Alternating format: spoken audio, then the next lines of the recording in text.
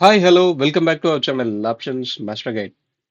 Options மார்க்கெட்டில் success பண்ணணும்னு நினைக்கிறவங்களுக்கு கண்டிப்பாக நம்மளோட சேனல் ஹெல்ப்ஃபுல்லாக இருக்கும். அதுக்கு நீங்கள் செய்ய வேண்டியதெல்லாம் நம்ம சேனலை சப்ஸ்கிரைப் பண்ணி தொடர்ந்து ஃபாலோ பண்ணுறது தான். நம்ம சொல்கிற விஷயங்களை புரிஞ்சுக்க ட்ரை பண்ணுங்க. ஆப்ஷன்ஸோட ப்ரைஸ் தான் எல்லாமே, அதை எப்பயும் மறந்துடாதீங்க. ஓகே, வாங்க வீடியோக்குள்ளே போயிடுவோம். இது பார்த்தீங்க அப்படின்னா வெள்ளிக்கிழமை மார்க்கெட்டுக்கு நாம மார்க்கெட் தொடங்குறதுக்கு முன்னாடி கொடுத்திருந்த லெவல்ஸ் இந்த 4 கிரீன் கலர் லைன்ஸ். இந்த லெவல்ஸை தாண்டி நாம சொல்லியிருந்த விஷயங்கள்லாம் என்னென்ன அதெல்லாம் நடந்ததா இல்லையா அப்படின்றத பார்ப்போம். மார்க்கெட் ஓப்பன் பிரைஸ் பார்த்தீங்க அப்படின்னா 25,863 அங்க ஓப்பன் பண்றாங்க. நம்மளோட S1 அப்படின்றது எக்ஸாக்டா அந்த ஏரியால தான் இருக்கு. அங்கதான் ஓப்பன் அப்படின்றது கிடைக்குது. ஓப்பன் கிடைச்சு டைரக்டா நல்ல ஒரு 4 கேண்டில் நல்ல வேகமா மேல வந்துட்டாங்க. நாம சொல்லியிருந்தது என்ன அப்படின்னா 25,900 இந்த ஏரியாவுக்கு கீழே இருக்கிற வரையும் மார்க்கெட் நல்ல கீழே போகதான் வாய்ப்பு அப்படின்றது தான் சொல்லியிருந்தோம். ஓப்பனிங்லேயே பார்த்தீங்க அப்படின்னா அந்த ஏரியாவை பிரேக் பண்ணி மேலே வந்துட்டாங்க. மேலே வந்தவங்க திரும்ப அந்த 900 ஸ்ட்ரைக்கை பிரேக் பண்ணியிருந்திருக்க கூடாது. ஏன்னா ஓப்பன் அப்படின்னும் போது ஓப்பன் உங்களுக்கு 900க்கு கீழே இருந்தது. ஓப்பனிங்ல அந்த 900 ஸ்ட்ரைக் ஐடிஎம்மா தான் நின்று இருப்பான். அவ மார்க்கெட் திரும்ப 900 தாண்டி உள்ள வரும்போது அந்த 900 ஸ்ட்ரைக்கு ஓடிஎம்மா மாறி இருந்திருப்பான். நான் சொல்றது புட்டோட ஸ்ட்ரைக்கு.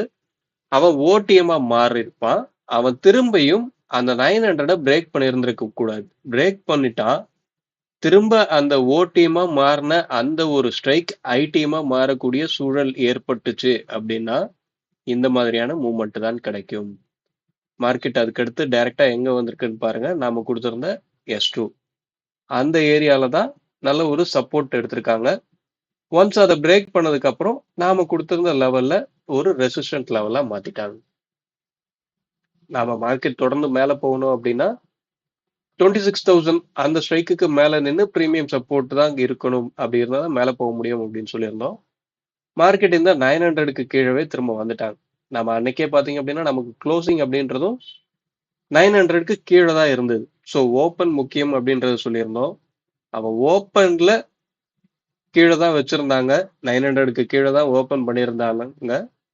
இருந்தாலும் ஒரு ரீட்டைல் ட்ரேடர் இந்த மாதிரியான இடங்கள்ல தான் பயமுறுத்தப்படுவார்கள். அவங்க பணத்தை லாஸ் பண்றது இந்த மாதிரியான இடங்கள் தான். மார்க்கெட் நல்லா வேகமா மேல வந்துருச்சு. மேல வந்ததுக்கு அப்புறம் மார்க்கெட் ட்ரெண்ட் ரிவர்சல் ஆகிடுச்சு அப்படின்னு சொல்லி நம்பிடுவாங்க. ஏன்னா முதல் நாளோட லோவையும் அங்க பிரேக் பண்ணல. முதல் நாள் லோவை பிரேக் பண்ணல. ஓப்பனுக்கு மேல வந்தாச்சு. ப்ரீவியஸ் டே க்ளோஸ் பிரைஸ் மேல வந்தாச்சு. அடுத்து போக வேண்டிய இடம் ப்ரீவியஸ் டேவோட ஹை. அங்கதான் மார்க்கெட் போக போகுது அப்படின்றது தான் எல்லாரும் எதிர்பார்த்திருப்பாங்க. ஆனா பிரீமியத்தை நீங்க கரெக்டா ஃபாலோ பண்ணியிருந்தீங்க அப்படின்னா மார்க்கெட் தொடர்ந்து மேல போக போறது கிடையாது அப்படின்றது உங்களால தெரிஞ்சிருக்க முடியும். ஓகேங்களா?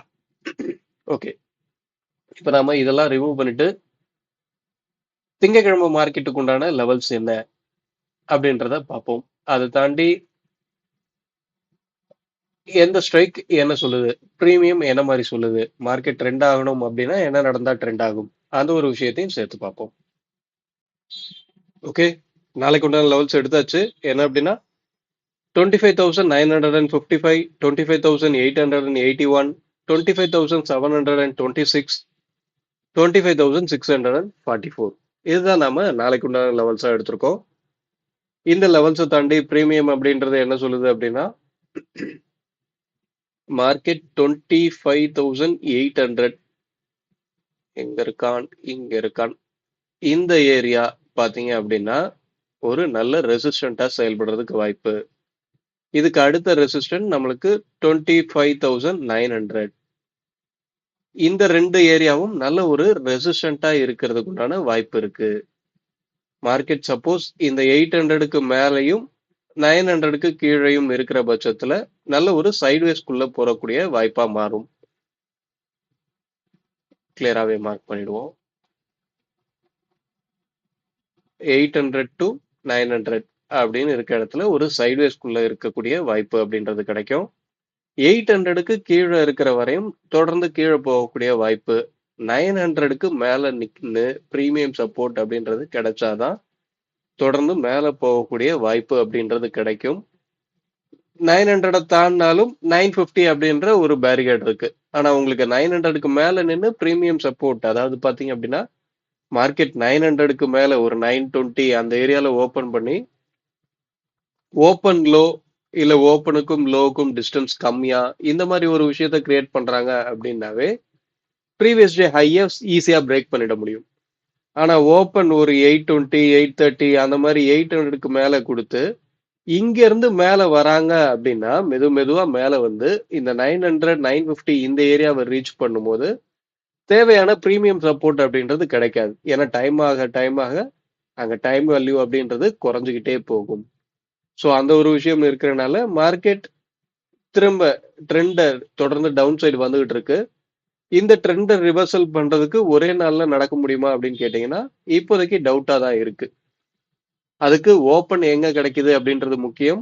ஓப்பனுக்கு அடுத்து ஓப்பன் அபோவ் நிக்கிறானா ஓப்பன் பிலோ நிக்கிறானா அப்படின்றதும் முக்கியமா இருக்கும்.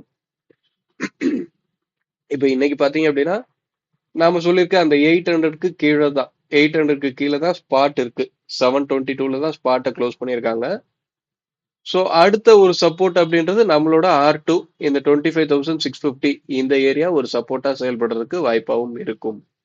அது சப்போர்ட் அப்படின்றது அதெல்லாம் பாத்தீங்க அப்படின்னா ஒரு இன்ட்ராடே லெவல் அந்த மாதிரி தான் இருக்கும். மார்க்கெட் இன்னமும் தொடர்ந்து ஒரு டவுன் சைட் ட்ரெண்ட்ல தான் இருக்கு. இந்த ட்ரெண்ட் ரிவர்சல் பண்ணணும் அப்படின்னா இப்போ திங்கட்கிழமையே ரிவர்சல் பண்ணணும்னா 900க்கு மேல வந்தாதான் ரிவர்சல் பண்ண முடியும். இல்ல அப்படின்னா ஒரு சின்ன கரெக்ஷன் கொடுத்துட்டு செவ்வாய்க்கிழமை ட்ரெண்டை திருப்புவாங்க. இல்ல வழக்கம் போல ஒரு எக்ஸ்பைரி முடிஞ்சதுக்கு அப்புறம் மறுநாள் எப்படி திருப்புவாங்களோ அந்த மாதிரி திருப்புவாங்க. என்ன நடக்குது அப்படின்றத வாட்ச் பண்ணுவோம். எப்பவுமே ஸ்பாட் அப்படின்றது ஒரு ஆவரேஜ் பிரைஸ் தான். இங்க நிஃப்டியை பொறுத்தவரையும் 50 கம்பெனியோட ஆவரேஜ் பிரைஸ் தான் ஸ்பாட் அப்படின்னா ஒவ்வொரு இண்டெக்ஸ்லயும் அதே மாதிரி தான். பேங்க் நிஃப்டியில பாத்தீங்க அப்படின்னா நிறைய சேஞ்சஸ் எல்லாம் எடுத்துட்டு வந்திருக்காங்க. மார்க்கெட்லாம் முடிஞ்சதுக்கு அப்புறம் அதை அனௌன்ஸ் பண்ணியிருக்காங்க. ஏன்னா ஏற்கனவே அனௌன்ஸ் பண்ண விஷயங்கள் தான். பேங்க் நிஃப்டியோட அந்த வெயிட்டேஜ் மாறுது, புதுசா ஸ்டாக்ஸ் உள்ள வருது. அந்த பேங்க் நிஃப்டி இண்டெக்ஸ்ல 12 ஸ்டாக்ல இருந்து அதிகப்படியான ஸ்டாக்ஸ் உள்ள வரப்போகுது அப்படின்றத ஏற்கனவே சொன்னதுதான். அதை கன்ஃபார்ம் பண்ணியிருக்காங்க போன வெள்ளிக்கிழமை. ஸோ நாளைக்கு பேங்க் நிஃப்டில என்ன மாதிரி மூவ்மெண்ட் இருக்கு அப்படின்றதையும் வாட்ச் பண்ணுங்க. பேங்க் நிஃப்டி பெருசா மந்த்லி எக்ஸ்பைரி மாறினதுக்கு அப்புறம் எந்த ஒரு வலாட்டலான மூவ்மெண்ட்டும் கிடையாது.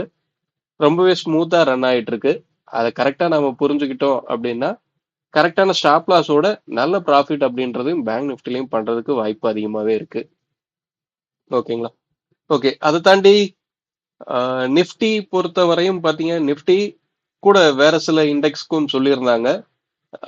தெரிஞ்ச எல்லா இண்டெக்ஸ்க்குமே சொல்லியிருந்தாங்கன்னு நினைக்கிறேன். லார்ஜ் சைஸ் திரும்ப குறையிற மாதிரி நிஃப்டியை பொறுத்தவரை 75ன்னு இருக்கிற லார்ஜ் சைஸ் 65 அப்படின்னு சொல்லி குறையிற மாதிரி ஒரு சர்க்குலர் வந்திருந்தது. மேபி ஒரு 1.5 மாசம் முன்னாடி இருக்கும்னு நினைக்கிறேன். 1 மாசம் 1.5 மாசம் முன்னாடி. அது எப்பன்னா அக்டோபர் 28 அதுக்கப்புறமே அந்த சேஞ்சஸ் இருக்கும் அப்படின்ற மாதிரி சொல்லியிருந்தாங்க. ஆனா அப்படி ஒரு சேஞ்சஸ் நடந்த மாதிரியே தெரியல. வெள்ளிக்கிழமை ட்ரேட் பண்ணும்போதும் 75 குவான்டிட்டியில் தான் போன மாதிரி ஞாபகம் எனக்கு ஒரு லாட்டுக்கு. ஸோ அதை பத்தி யாருக்கா ஏதாவது தெரிஞ்சது அப்படின்னா கமெண்ட் பண்ணுங்க. செபி திடீர்னு ஏதாவது ஒரு ரூலை போட்டுக்கிட்டே தான் இருக்காங்க. நல்லது, எல்லாரும் நல்லா இருந்தாவே நல்லது. ஓகே, வீடியோ பிடிச்சிருந்தா லைக் பண்ணுங்க. ஆப்ஷன் ட்ரேடிங் பண்றவங்க நண்பர்களுக்கு ஷேர் பண்ணுங்க. மீண்டும் அடுத்த ஒரு வீடியோவில் சந்திப்போம். Thank you, by.